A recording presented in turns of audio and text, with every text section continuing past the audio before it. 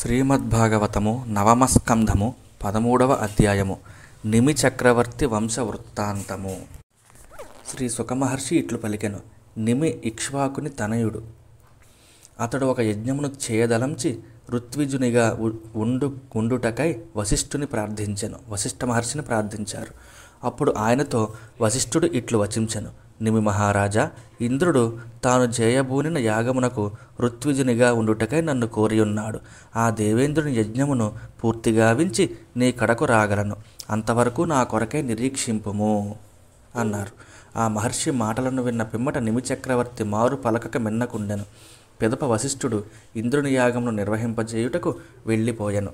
అంతట విద్వాంసుడైన నిమి చక్రవర్తి ఈ జీవితము క్షణభంగురము, గురువు యొక్క రాకకై నిరీక్షించుటకు వలను పడదు అని తలపోసి అతడు వశిష్ఠుని కొరకై ఆగక ఇతర ఋత్విజ్ఞుల పర్యవేక్షణలో తన యజ్ఞ కార్యమును ప్రారంభించెను. ఇంతలో వశిష్ఠుడు ఇంద్రుని యాగమును పూర్తి చేయించి తిరిగి వచ్చెను. అప్పటికే నిమి చక్రవర్తి యజ్ఞమును ప్రారంభించినట అతడు గమనించెను.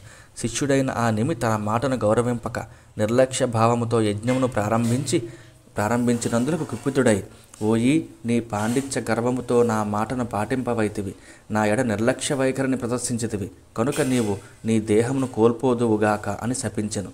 గురువైన వశిష్ఠుడు తొందరపడి ధర్మ విరుద్ధముగా తనను అట్లు శపించినందులకు బాధపడుచు, మహాముని, ధనలోభము వలన యజ్ఞ దక్షిణకై ఆశపడి ధర్మమును విస్మరించితివి, కావున నీవును దేహమును కోల్పోదువుగాక అని ప్రతిశాపమును ఇచ్చెను.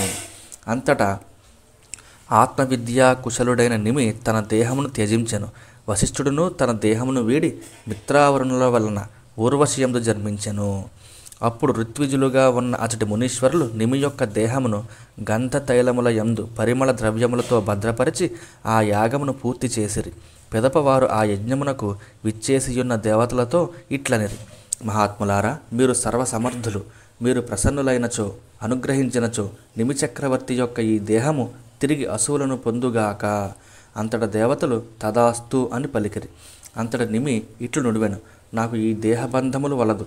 మానవులు దేహ సంబంధము ఉన్నంత వరకు అది ఎప్పుడు పతనమగునో అని భయపడుచునే ఉందురు, మరణభీతితో ఉందురు. అందువలన శ్రీహరియందు భక్తి తత్పరులైన మునులు దేహ సంబంధమునకై అరులు చాచక శ్రీమన్నారాయణుని ధ్యానించుచు మోక్షప్రాప్తినే కాంక్షించుచుందురు. జలములలో జీవించుచుండేటి మత్స్యములకు ఇతర జల జంతువుల వలన ఎల్లప్పుడూ మృత్యుబాధ తప్పనట్లు దేహదారులకు నిరంతరము మృత్యుభయము వెంటాడుచునే ఉండును. అందువలన నేను సర్వదా దుఃఖ శోక భయములకు మూలమైన ఈ దేహమును ఎంతమాత్రమూ కోరుకొనను. దేవతలు నుడివిరి, మునులారా, దేహము లేకున్నను ఈ నిమి చక్రవర్తి సకల ప్రాణుల యొక్క నేత్రముల యందు తన ఇచ్ఛానుసారము నివసించుచు సూక్ష్మ శరీరముతో భగవంతుని ధ్యానించుచునే ఉండును. ప్రాణులు తమ కన్నులను తెరుచుకొనుచు మూసుకొనుచు ఉండుట ద్వారా వాటి యందలి అతని అస్తిత్వము బోధపడును. ఇతనికి స్థూల దేహముతో సంబంధము లేకున్నను మీ అభిలాష నెరవేరినట్లే అగును. అంతట మహర్షులు రాజులేని రాజ్యమున కల్లోల పరిస్థితులు అనర్థములు ఏర్పడునను భయముతో నిమి చక్రవర్తి దేహమును మదించిరి. అందుండి ఒక కుమారుడు జన్మించెను. జన్మచేత జనకుడు అనియును, విదేహుని కుమారుడగుట వలన వైదేహుడు అనియు, మదించుటచే పుట్టుట వలన మిథులుడు అనియు అతనికి వ్యవహార నామములు స్థిరపడెను. అతడు మిథిలా నగరమును నిర్మించెను. మిథులునిచే నిర్మింపబడుట వలన అది మిథిలా నగరముగా ప్రసిద్ధికెక్కెను. పరీక్షిణి మహారాజా, జనకుని పుత్రుడు ఉదావసుడు, అతని కుమారుడు నందివర్ధనుడు, నందివర్ధనుని సుతుడు సుకేతువు, అతని తనయుడు దేవరాతుడు, దేవరాతుని వలన జన్మించినవాడు బృహద్రథుడు, అతని సూనుడు మహావీర్యుడు, మహావీర్యుని కుమారుడు సుధృతి, సుధృతి కొడుకు దృష్టకేతువు, అతని సుతుడు హర్యశ్వుడు, హర్యశ్వుని పుత్రుడు మరువు, మరువు వలన పుట్టినవాడు ప్రతీపకుడు, అతని తనయుడు కృతిరథుడు, కృతిరథుని వలన కలిగిన వాడు దేవమీఢుడు, అతని సూనుడు విశ్రుతుడు, విశ్రుతునకు పుట్టినవాడు మహాధృతి, అతని కుమారుడు కృతిరాతుని తనయుడు మహారోముడు, అతని తనూజుడు స్వర్ణరోముడు, స్వర్ణరోముని వలన జన్మించినవాడు హ్రస్వరోముడు, హ్రస్వరోముని కుమారుడు శీరధ్వజుడు, అతడు యజ్ఞము నిమిత్తమై భూమిని దున్నుచుండెను. అప్పుడు ఆ నాగలి చాలు నుండి సీతాదేవి జన్మించెను. అందువలన ఆయనకు శీరధ్వజుడు అను పేరు సార్థకమయ్యెను. శీరధ్వజుని కుమారుడు కుశధ్వజుడు, అతని పుత్రుడు ధర్మధ్వజుడు. ధర్మధ్వజునకు కృతధ్వజుడు, మితధ్వజుడు అను ఇరువురు పుత్రులు కలిగిరి. కృతధ్వజునకు కేశిధ్వజుడు, మితధ్వజునకు కాంఢిక్యుడు అను సుతులు కలిగిరి. మహారాజా, కృతధ్వజుని కుమారుడైన కేశిధ్వజుడు ఆత్మవిద్యా విశారదుడు. బ్రహ్మ విద్యయందు ప్రవీణుడు. కర్మకాండమునందు నిష్ణాతుడైన కాండిక్యుడు కేశిధ్వజునకు భయపడి పారిపోయెను. కేశిధ్వజుని తనయుడు భానుమంతుడు, భానుమంతుని సుతుడు శతద్యుమ్నుడు, అతని తనూజుడు శుచి యొక్క పుత్రుడు సనద్వాజుడు. సనద్వాజుని కుమారుడు ఊర్ధ్వకేతువు, అతని సుతుడు అజుని తనయుడు పురుజిత్తునకు పుట్టినవాడు అరిష్టనేమి, అతని వలన జన్మించినవాడు శృతాయువు యొక్క తనయుడు సుపార్శ్వకుడు, అతని కుమారుడు చిత్రరథుని తనూజుడు క్షేమాద్రి, అతడు మిథిలాధిపతులలో సుప్రసిద్ధుడు. క్షేమది యొక్క పుత్రుడు సమరథుడు, అతని సుతుడు సత్యరథుని వలన జన్మించినవాడు ఉపగురువు యొక్క తనయుడు ఉపగుప్తుడు, అతడు అగ్నిదేవుని అంశతో పుట్టెను. ఉపగుప్తుని పుత్రుడు వస్వనంతుడు, అతని కుమారుడు యుయుధుని సూనుడు సుభాషణుడు, అతనికి పుట్టినవాడు శృతుని సుతుడు జయుని కొడుకు విజయుడు, అతని తనయుడు ఋతుని సూనుడు సునకుడు, అతని తనయుడు వీతహవ్యుడు, అతని పుత్రుడు ధృతి కుమారుడు బహుళాశ్వుని తనూజుడు కృతి, అతని వలన మహావశి అనువాడు జన్మించెను. పరీక్షిన్ మహారాజా, మిథిలా నగరమును పరిపాలించిన ఈ రాజులందరూ ఆత్మవిద్యయందు ఆరితేరినవారు, తత్వవేత్తలు, యోగేశ్వరుడైన భగవంతుని యొక్క అనుగ్రహముచే గృహస్థులై ఉన్నప్పటికీ సుఖ దుఃఖాది ద్వంద్వములకు అతీతులై మసలుకొనిరి. జై శ్రీహరి. 14వ అధ్యాయము చంద్రవంశరాజుల వృత్తాంతములు. శ్రీ శుకుడు పలికెను. పరీక్షిని మహారాజా, ఇంతవరకును సూర్యవంశ ప్రభువులను గూర్చి వివరించితిని. ఇక పవిత్రమగు చంద్రవంశమునకు చెందిన మహారాజులను గురించి తెలిపెదను వినుము. ఈ వంశమునందలి ఐలుడు ఇలాదేవి కుమారుడు, ఇలా బుధుల పుత్రుడు అనగా పురూరవుడు మొదలగు రాజులు పుణ్యపురుషులుగా ఖ్యాతి వహించిరి. సహస్రశీర్షుడు అంటే విరాట్ పురుషుడు అయిన శ్రీమన్నారాయణుని యొక్క నాభి కమలము నుండి బ్రహ్మదేవుడు జన్మించెను. బ్రహ్మ యొక్క కుమారుడు అత్రి, అతడు సద్గుణములచే తండ్రి అంతటివాడు. ఆ అత్రి నేత్రముల నుండి చంద్రుడు జన్మించెను. అతడు అమృత కిరణుడు, అమృతము వలె చల్లని కిరణములు గలవాడు. బ్రహ్మదేవుడు ఆ చంద్రుని బ్రాహ్మణులకును ఓషధులకును నక్షత్ర గణములకును అధిపతిని గావించెను. అతడు అంటే చంద్రుడు ముల్లోకములను జయించి రాజసూయ యోగమును ఉనర్చెను. అందువలన అతడు గర్వోన్మత్తుడై బృహస్పతి భార్యయగు తారను బలవంతముగా అపహరించెను. అంతట దేవతలకు గురువైన బృహస్పతి తన భార్యను తనకు అప్పగింపుమని పదే కోరెను. కానీ గర్వాంధుడైయున్న చంద్రుడు ఆమెను అప్పగింపకుండెను. ఆ కారణమున దేవదానవుల మధ్య తగవు ఏర్పడెను. బృహస్పతి యందు వైరభావముతో ఉన్న శుక్రుడు తన అసుర గణములతో గూడి చంద్రపక్షమును నిలిచెను. పరమశివుడు ఆచార్యుడైన అంగిరసుని యొక్క కుమారుడగు బృహస్పతిపై గల గౌరవభావముచే భూతగణములతో గూడి ఆయన పక్షము వహించెను. మహేంద్రుడు కూడా వివిధములగు దేవగణములతో గూడి తనకు గురువైన బృహస్పతి పక్షమునని నిలబడెను. తార కారణముగా ఆ ఇరుపక్షముల మధ్య ఘోరమైన సమరము జరిగి సురాసురుల వినాశము సంభవించెను. అంగిరసుడు విజ్ఞాపన చేసిన పిమ్మట బ్రహ్మదేవుడు చంద్రుని మందలించెను. అంతటా చంద్రుడు తారను ఆమె భర్తయగు బృహస్పతికి అప్పగించెను. అప్పటికే ఆమె గర్భవతిగా ఉన్నట్లు గమనించి బృహస్పతి ఆమెతో ఇట్లు నుడివెను. దుష్టురాలా, నా భార్యవగు నీయందు ఇతరుల వలన గర్భము ఏర్పడి ఉన్నది. దానిని వెంటనే త్యజింపుము. అందువలన నీవు భయపడవలదు. నిన్ను ఏమీ చేయను, నిన్ను భస్మమునర్పను. ఎలానన్నా నీవు స్త్రీవి, పైగా నాకును సంతానేచ్చగలదు. అప్పుడు తార బంగారు కాంతులతో వెలుగొందుచున్న కుమారుని కనెను. జరిగిన దానికి ఆమె సిగ్గుపడి ఆ శిశువును త్యజించెను. కానీ ఆ చక్కని శిశువును చూచిన పిమ్మట బృహస్పతియు చంద్రుడును అతనిపై మోహమును పొందిరి. అంతటా ఇతడు నావాడు నీవాడు కాడు అని బృహస్పతియు చంద్రుడును పరస్పరము వివాదమునకు దిగిరి. అంతటా మునులు దేవతలు ఈ బాలుడు ఎవరి సంతానము అని తారను అడిగిరి. అందులోకి ఆమె ఏమయూ మాట్లాడక సిగ్గుతో తలవంచుకొనెను. పిమ్మట ఆ కుమారుడు ఆ శిశువు కోపముతో తల్లితో ఇట్లనెను, దుష్టురాలా, నీవు సిగ్గును నటించుచు ఏల మాట్లాడుటలేదు. మౌనమును వీడి నీవు నీ తప్పు పనిని గూర్చి నాకు వెంటనే తెలుపుము. పిదప బ్రహ్మదేవుడు తల్లిని ఆక్షేపించుచున్న ఆ కుమారుని చూచి రహస్యముగా ఏకాంతముగా తారను పిలిచి ఊరడించుచు, ఈ బాలుని తండ్రి ఎవరు, యథార్థమును తెలుపుము అని అడిగాను. అప్పుడు తార సిగ్గుతో తిన్నగా చంద్రుడు అని తెలిపాను. అనంతరము బ్రహ్మదేవుడు అనుమతితో చంద్రుడు ఆ కుమారుని స్వీకరించెను. రాజా, పిమ్మట బ్రహ్మదేవుడు ఆ శిశువు యొక్క బుద్ధి గాంభీర్యమును చురుకుదనమును గమనించి అతనికి బుధుడు అని నామకరణము చేసెను. అప్పుడు తన కుమారుని చూచి చంద్రుడు మిగుల సంతసించెను. పరీక్షణ్ మహారాజా, ఆ బుధుని వలన ఇలాదేవియందు పురూరవుడు జన్మించెను. ఈ వృత్తాంతమును గూర్చి ఇంతకుముందే నీకు తెలిపి ఉంటిని. ఆ పురూరవుని రూపవైభవమును, గుణౌన్నత్యమును, ఔదార్యమును, ఉత్తమశీలమును, సంపదలను, బల పరాక్రమములను గూర్చి దేవర్షియగు నారదుడు ఇంద్రసభలో బహుదా ప్రశంసించెను. ఆ మాటలను వినంతనే ఊర్వశి ఆ పురూరవునిపై మిగుల మొరలగొని అతని చెంతకు చేరెను. ఇంతకుముందే మిత్రావర్ణులు మత్స్యలోకమున జన్మింపుము అని ఊర్వశిని శపించియుండిరి. అది ఈ రూపమున సంభవించినది. చక్కని అందచందములతో మన్మధుని వలె తేజరిల్లుచున్న ఆ పురుష శ్రేష్ఠుని పురూరవుని జూచినంతనే నిశామ్య అంటే దృష్ట్వా ఊర్వశి ధైర్యముతో చొరవ చూపి అతని యొద్దకు చేరెను. జై శ్రీహరి. ఆ అందాల రాశిని చూచినంతనే పురూరవ మహారాజు యొక్క నేత్రములలో సంతోషము వెల్లివిరిసెను. శరీరము పులకించెను. వెంటనే అతడు ఆమెతో మధురముగా ఇట్లు వచించెను. సుందరి, నీకు స్వాగతము. ఆసీనురాలువు కమ్ము. నీకు ఎట్టి సేవలు ఉనర్పవలయును. నీవు నాతో తనివిదీరా విహరింపుము. మన విహార క్రీడలు కలకాలము కొనసాగుగాక.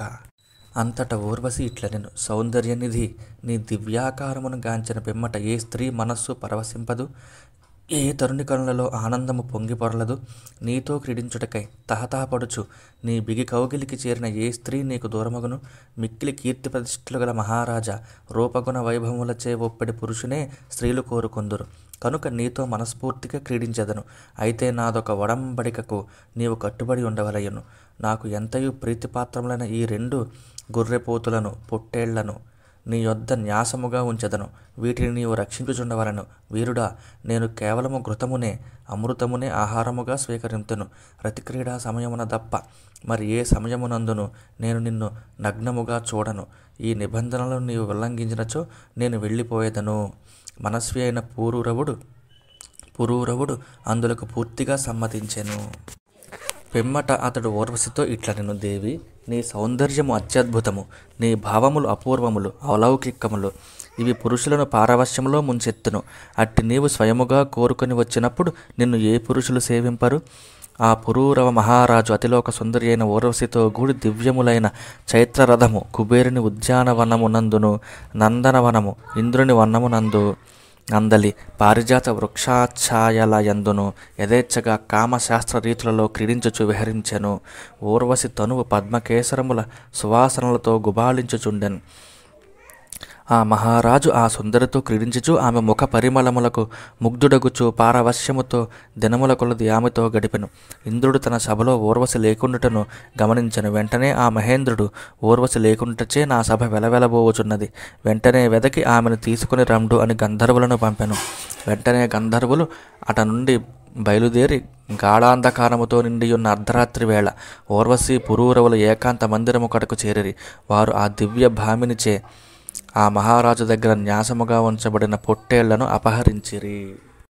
అంతటా ఊర్వశిచే పుత్రులతో సమానముగా పెంచుకొనబడిన ఆ మేషములను గంధర్వులు దొంగిలించుకొని పోవుచుండుటచే అవి బిగ్గరగా ఆక్రందించెను. అప్పుడు ఆమె ఊర్వశి వాటి అరుపులను విని ఎంతయో ఆందోళనకు గురి అయ్యను. పిమ్మట ఆమె, ఈ పిరికివారిని భర్తనుగా చేసుకుని నేను మోసపోయితిని. ఇతడు తనను వీరుడుగా భావించుకొనుచున్నాడు గాని పూర్తిగా అసమర్థుడు. నా మేషములను కూడా రక్షింపలేకపోయాను. ఇతని నమ్ముకుని నేను మిగుల నష్టపోయితిని.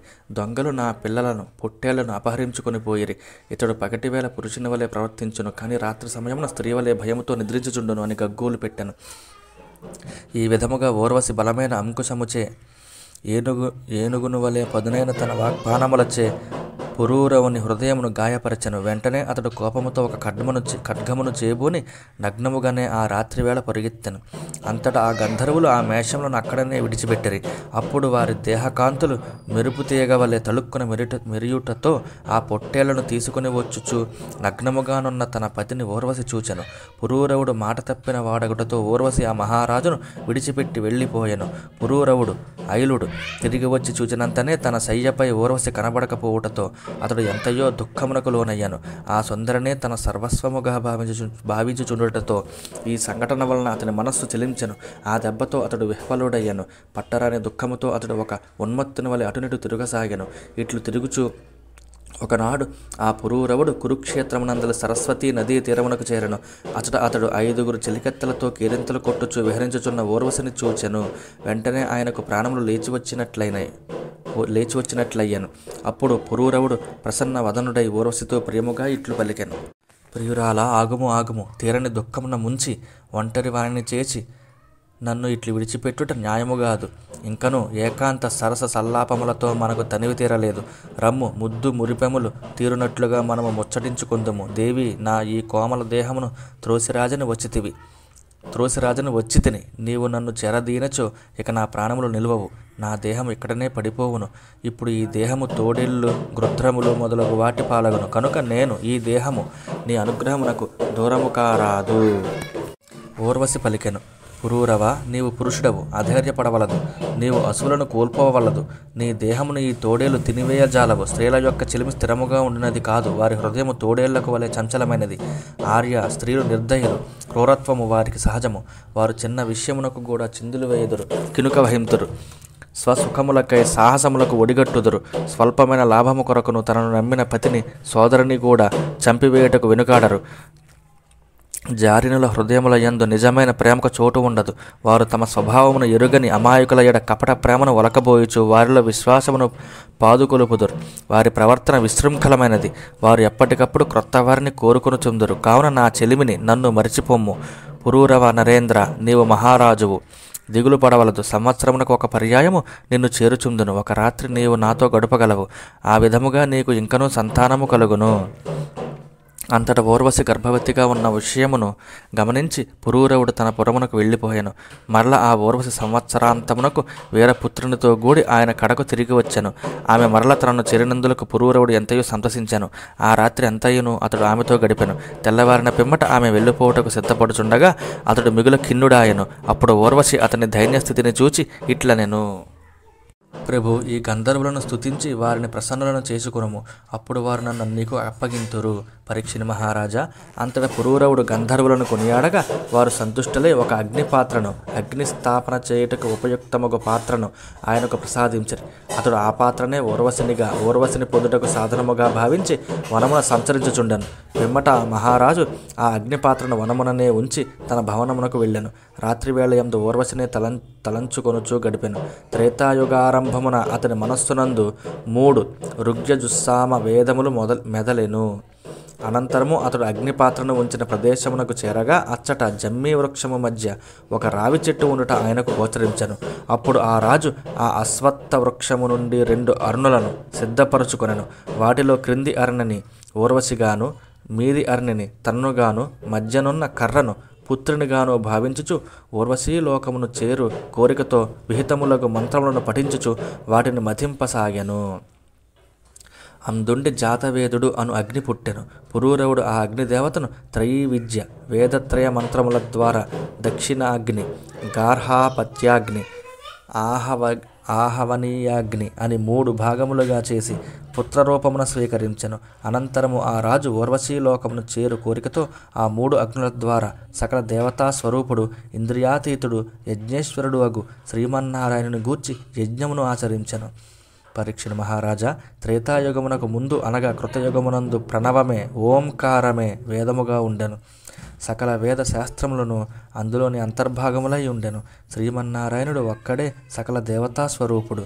అగ్నియు 3 రూపములుగా గాక హంసవర్ణముతో ఒకే రూపమున ఉండెను. రాజా, ముఖ్యముగా కృతయుగమునందు అందరూ సత్వగుణ ప్రధానులై ఉండిరి. వేద ప్రతిపాదితము రజోగుణ ప్రధానము అయిన కర్మ మార్గము త్రేతాయుగము నుండి పురూరవుని వలన ప్రకటితమైనది. పురూరవుడు అగ్నిని సంతాన రూపమున స్వీకరించి గంధర్వలోకమును పొందెను. జై శ్రీహరి. 15వ అధ్యాయము. రుచిక జమదగ్ని పరశురాముల వృత్తాంతములు. శ్రీ శుకుడు నుడివెను. పురూరవుని వలన ఊర్వశియందు 6 కుమారులు కలిగిరి. ఆయువు, శృతాయువు, సత్యాయువు, రయుడు, విజయుడు, జయుడు అనునవి వారి పేర్లు. శృతాయువు పుత్రుడు వసుమంతుడు. సత్యాయువు యొక్క కుమారుడు శృతంజయుడు. రయుని సుతుడు ఏకుడు. జయుని తనయుడు అమితుడు. విజయుని కొడుకు భీముడు. భీముని వలన పుట్టినవాడు కాంచనుడు. అతని సుతుడు హోత్రకుడు. హోత్రకుని తనూజుడు జహ్నువు. గంగానదిని అంటే గంగా ప్రవాహమును పుక్కిటబట్టినవాడు ఈ జహ్ను మహర్షియే. జహ్నువు కుమారుడు పూరువు. అతని పుత్రుడు బలాకుడు. బలాకుని తనయుడు అజకుడు. అజకునకు కలిగినవాడు కుశుడు. కుశునకు కుశాంబుడు తనయుడు వసువు, కుశనాభుడు అను 4 కుమారులు జన్మించిరి. వీరిలో కుశాంబుని కొడుకు గాధి. గాధి యొక్క పుత్రిక అయిన సత్యవతిని రుచీకుడు అను బ్రాహ్మణుడు కోరుకొనెను. భృగువంశజుడైన రుచీకుడు తన పుత్రికకు తగిన వరుడు కాడని భావించి గాధి అతనితో ఇట్లు నుడివెను. మునివర, మేము కుశిక వంశజులము. నా కూతురును భార్యనుగా పొందుట అంత సులభము కాదు. ఆమెను పెండ్లియాడవలనన్న ఒకవైపున శ్యామవర్ణముతో ఒప్పిడి చివిగల తెల్లని గుర్రములను 1000 కన్యాశుల్కముగా మాకు సమర్పింపవలెను. గాధి యొక్క అభిప్రాయమును ఎరిగిన రుచీకుడు వరుణదేవుని కడకు వెళ్ళెను. ఆయన అనుగ్రహముతో అట్టి అశ్వములను పొంది వాటిని తీసుకొని వచ్చి రుచీకుడు గాధికి సమర్పించి ఆయన కుమార్తెయకు సత్యవతిని వివాహమాడెను. గాధికి పుత్ర సంతానము లేకుండెను. అంతటా ఒకనాడు రుచీక మహర్షిని అతని భార్యయకు సత్యవతియు అతని అత్తగారును, స్వామి, మీ తపప్రభావమున మాకు పుత్ర సంతానము కలుగునట్లు అనుగ్రహింపుము అని ప్రార్థించిరి. అప్పుడు అతడు 2 చెరు పాత్రలను సిద్ధపరచెను. అన్నము ఉంచబడిన పాత్రలను సిద్ధపరచెను. వాటిలో ఒక దానిని తన భార్య కొరకై బ్రహ్మ మంత్రములతోనూ మరొక దానిని తన అత్తగారి కొరకై క్షాత్ర మంత్రములతోనూ అభిమంత్రించెను. పిదప అతడు స్నానము చేయుటకై నదీ తీరమునకు వెళ్ళెను. అప్పుడు రుచీకుడు తన భార్యకు సత్యవతికై చరుపాత్రను శ్రేష్ఠ మంత్రములతో మంత్రించి ఉండవచ్చునని భావించి దానిని సత్యవతి తల్లి రుచీకుని అత్తగారు కోరుకొనెను. అంతట సత్యవతి తన కొరకై బ్రహ్మమంత్రములతో అభిమంత్రించబడిన అన్నపాత్రను తన తల్లికి ఇచ్చెను. తన తల్లి కొరకై క్షాత్ర మంత్రములతో అభిమంత్రించబడిన అన్నపాత్రను తాను స్వీకరించెను. రుచీకుడు స్నానమాచరించి వచ్చినంతలో వారు ఆ హవ్యాన్నములను భక్షించిరి. అంటే వ్యతిరేక పాత్రలను తీసుకొని ఆ హవ్యాన్నములను తిన్నారు. జరిగిన పొరపాట్లను గ్రహించిన రుచీకుడు తన భార్యతో ఇట్లనెను. అర్ధాంగి, పెద్ద ప్రమాదమే జరిగినది. మీ తప్పిదముల వలన ఇప్పుడు నీకు కలుగబో పుత్రుడు జనులను దండించు ఘోర స్వభావము గల వాడగును. మీ తల్లి కడుపున జన్మించువాడు సాత్విక స్వభావము గల బ్రహ్మవేత్త కాగలడు. అప్పుడు జరిగిన పొరపాటునకు మిగల చింతించి, స్వామి, అట్లు జరగకుండా కనికరింపుము అనుచు పలు రీతుల తన భర్తను ప్రార్థించెను. అంతట రుచీకుడు ప్రసన్నుడై, దేవి, నీ పౌత్రుడు మాత్రము కఠిన స్వభావము గల వాడగును. అంతట సత్యవతికి జమదగ్ని జన్మించెను. పిమ్మట సత్యవతి లోకములనే పునీతమునర్పగల కౌశికి అను పవిత్ర నదిగా మారెను. జమదగ్ని రేణు మహాముని కుమార్తెయగు రేణుకను వివాహమాడెను. భృగువంశజుడైన జమదగ్ని వలన రేణుకకు వసుమంతుడు మొదలగు కుమారులు కలిగిరి. వారిలో చిన్నవాడైన రాముడు లోక ప్రసిద్ధుడయ్యెను. ఆ రాముడు విష్ణువంశతో అవతరించినవాడని పేర్కొందురు. అతడు హైహయరాజైన కార్తవీర్యుని వంశమును రూపుమాపెను. ఆ రాముడు 21 మారులు భూమండలమునందు అంతటను సంచరించి భూతలమున క్షత్రియులు లేకుండా చేసెను. ఎలయన వారు అంటే క్షత్రియులు రజస్తమో గుణములతో ఒప్పుచు దుష్టులై బ్రాహ్మణులను ద్వేషింపసాగిరి. ఆ విధముగా వారు భూమికి భారమైపోయిరి. వారు నర్చిన దోషము స్వల్పమే అయినప్పటికీ భూభారమును తొలగించుటకై శ్రీహరి అంశతో జన్మించిన పరశురాముడు వారిని పూర్తిగా నిర్మూలించెను. పరీక్షిణ్ మహారాజు ప్రశ్నించెను. మహర్షి, ఆ కాలములో క్షత్రియులు రాజన్యులు నిజముగా విషయ సుఖములలో మునిగి దుష్టులై ఉండవచ్చును. కానీ పరశురాముడు పదే పదే వారిపై దాడి చేసి నిర్మూలించుటకు వారు ఆయన ఎడ చేసిన అపరాధమేమి? శ్రీ శుకుడు ఇట్లు చెప్పెను. పరీక్షిణ్ మహారాజా, క్షత్రియులలో శ్రేష్ఠుడైన కార్తవీర్యార్జునుడు హైహయ వంశజులలో ప్రముఖుడు. అతడు శ్రీమన్నారాయణుని అంశావతారమైన దత్తాత్రేయుని వివిధములగు సేవలతో ఆరాధించెను.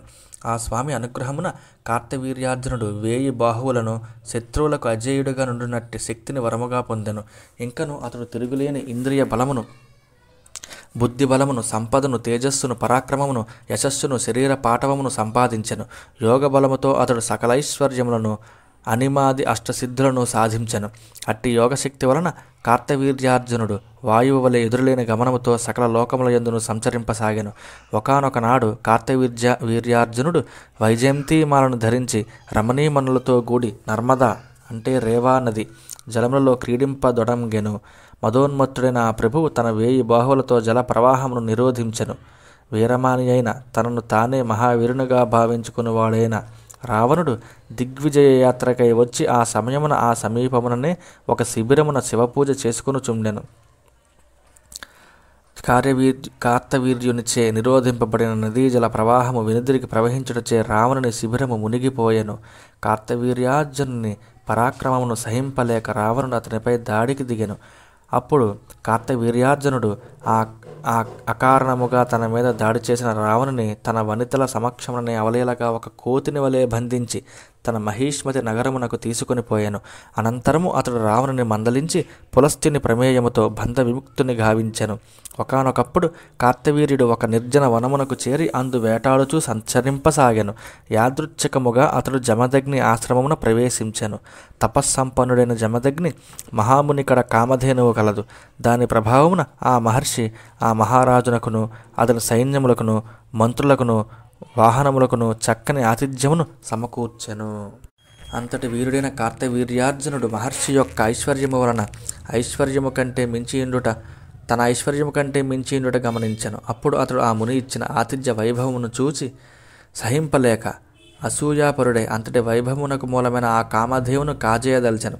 కానీ దురభిమాన కారణముగా మాట మాత్రము ఆ మునిని అడగకుండగానే ఆ ప్రభువు ఆ కామధేవును తీసుకొని పొండు అని తన భటులను పురమాయించెను. వెంటనే వారు ఆ భటులు ఆక్రందించుచున్న ఆ కామధేనువును దూడతో సహా బలవంతముగా మాహిష్మతి పురమునకు లాగుకొని పోయేరి. వీర్యార్జునుడు వెళ్ళినంతనే అంతకుముందు కార్యాంతమున ఆశ్రమమునకు దూరముగా వెళ్ళి ఉన్న పరశురాముడు ఆశ్రమమునకు తిరిగి వచ్చెను. హైహయరాజు నచ్చిన దుష్కార్యమును గూర్చి వినంతనే అతడు తోక త్రొక్కిన దెబ్బతిన్న త్రాచుపాము వలె క్రుద్ధుడాయను. తత్క్షణమే పరశురాముడు భయంకరమైన తన గండ్రగొడ్డలిని, ధనుర్బాణములను, తూనీరములను, డాలును చేబూని ఎదిరింపరాని వాడై సింహము మదపుటేనుగు మీదికి వలె కార్తవీర్యార్జునుని వెంటాడెను. అంతటా మాహిష్మతీపురమున ప్రవేశించుచున్న హైహయుడు శరవేగముతో తనను వెంటాడి వచ్చుచున్న పరశురాముని చూచెను. అప్పుడు ఆ భార్గవరాముడు ధనుర్బాణములను గండ్రగొడ్డలిని చేబూనియుండెను. ఆ మృగ చర్మాంబధారి సూర్యకిరణముల వలె తేజరిల్లుచున్న జడలను ధరించి భీకరుడై ఉండెను. వెంటనే కార్తవీర్యార్జునుడు గదలను, ఖడ్గములను, ధనుర్బాణములను, చిన్న కత్తులను, శతఘ్నులను, బల్యములను కలిగి ఉన్న చతురంగ బలములను, రథ గజాస్వములను, కాల్బలములను పరశురామును ఎదుర్కొనుటకై పంపెను. 17 అక్షౌహిణుల సంఖ్యలో భీకరముగానున్న ఆ సేనలను సర్వశక్తి సంపన్నుడైన పరశురాముడు ఒక్కడే క్షణములో హతమార్చెను. శత్రువులను చీల్చి చెండాడుటలో తిరుగులేనివాడైన భార్గవరాముడు వాయువేగ మనోవేగములతో విజృంభించుచు శత్రు సేనలను దెబ్బతీయుచుండెను. ఆ మహావీరుని పరశువు తాకినంతనే శత్రుయోధుల యొక్క భుజములు మొక్కలగుచుండెను, ఊరువులు చీలికలైపోవుచుండెను, మెడలు తెగిపడుచుండెను, సారథులు కూలిపోవుచుండెరి, వాహనములు చిన్నాభిన్నములగుచుండెను. ఆ విధముగా శత్రుసేనలన్నీయును మట్టి కరిచెను. రణరంగమున పరశురాముని గండ్రగొడ్డలి దెబ్బకు బాణముల ధాటికి తన సైనికుల యొక్క కవచములు, ధ్వజములు, ధనస్సులు, శరీరములు, స్వరూపములు తుత్తినైలైపోగా ఆ సైన్యమంతయును బురదగా మారిన రక్తపు మడుగులు పడియుండుటను కార్తవీర్యార్జునుడు చూచెను. వెంటనే అతడు మిగుల క్రుద్ధుడై ఆ భార్గవరాముని మీద విరుచుకొని పడెను. అప్పుడు కార్తవీర్యార్జునుడు ఒక్కసారిగా 500 చేతులలో ధనుస్సులను, 500 చేతులలో బాణములను ధరించి పరశురామునిపై ప్రయోగించెను. అంతటా ధనుర్ధారులలో మీటి అయిన భార్గవరాముడు ఒకే ఒక్క ధనుస్సునందు సంధించిన బాణములతో వాటన్నింటినీ ఒక్క పెట్టున ముక్కలు గావించెను. పిమ్మట ఆ హైహయ వీరుడు తన 1000 చేతులతో మహాపర్వతములను, పెద్ద పెద్ద వృక్షములను పెకలించి తీసుకుని సమరభూమి యందు అతివేగముగా పురోగమించుచు పరశురామునిపై దూకెను. అప్పుడు ఆ భార్గవ వీరుడు పదునైన అంచులు గల తన కుఠారముతో సర్పముల వలె ఒప్పుచున్న ఆ హైహయుని బాహువులను బలము కొలది ఛేదించెను. పరశురాముడు ఆ విధముగా హైహయుని సహస్ర బాహువులను ఛేదించి గిరిశిఖరముల వలెనున్న అతని శిరస్సును కూడా ఖండించెను. కార్తవీర్యుడు రణభూమికి బలి అయినంతనే అతని 10,000 మంది పుత్రులను భీతిల్లి బ్రతుకు జీవుడా ఎనుచు పెక్కబలము చూపిరి. శత్రు సంహార దక్షుడైన భార్గవరాముడు శత్రువుల పరమై దుఃఖితయ్యి ఉన్న కామధేనువును దాని తోడను దగ్గరకు తీసుకొని తిన్నగా ఆశ్రమమునకు చేరెను. పిమ్మట అతడు ఆ హోమధేనువును తన తండ్రియకు జమదగ్ని మహర్షికి సమర్పించెను. తదుపరి పరశురాముడు సమరరంగమున తాను వచ్చిన ఘనకార్యమును కార్తవీర్యార్జునుని అక్షౌహిణుల కొలదీగల అతని సైన్యమును హతమార్చిన తీరును తన తండ్రికి సోదరులకును పూర్తిగా వివరించి చెప్పెను. అంతటా జమదగ్ని మహాముని ఇట్లు నుడివెను. అయ్యయ్యో పరశురామ, నీవు ఎంతటి పాపమర్చితివి! నిజముగా నీవు భుజబలము గలవాడవే. అయినను దైవాంశతో ఒప్పిడి మహారాజును వృధాగా చంపితివి. నాయనా రామ, మనము బ్రాహ్మణులము. సహనము వలననే మనకు పూజ్యత కలిగినది. ఈ క్షమాగుణ ప్రభావముననే బ్రహ్మదేవుడు పరమేష్టి పదమును పొందెను, లోక గురువయ్యను. బ్రాహ్మణులు శమదమాది సంపన్నులై క్షమాగుణమును కలిగి ఉన్నప్పుడు లోకమున వర్ధిల్లుదురు. అప్పుడే వారు సూర్యుని వలె తేజోమూర్తులగుదురు. షడ్గుణైశ్వర్య సంపన్నుడు పరమేశ్వరుడు అయిన శ్రీహరి శివయ్య క్షమామూర్తుల ఎడ శీఘ్రముగా ప్రసన్నుడగుచుండును. నాయన పరశురామ, పట్టాభిషిక్తుడైన మహారాజును వధించుట బ్రహ్మహత్యను మించిన పాపకృత్యము కనుక నీవు శ్రీహరి ధ్యాన తత్పరుడవై గంగాది తీర్థములను సేవించి నీ పాపములను ప్రక్షాళితమునర్చుకొనుము. జై శ్రీహరి.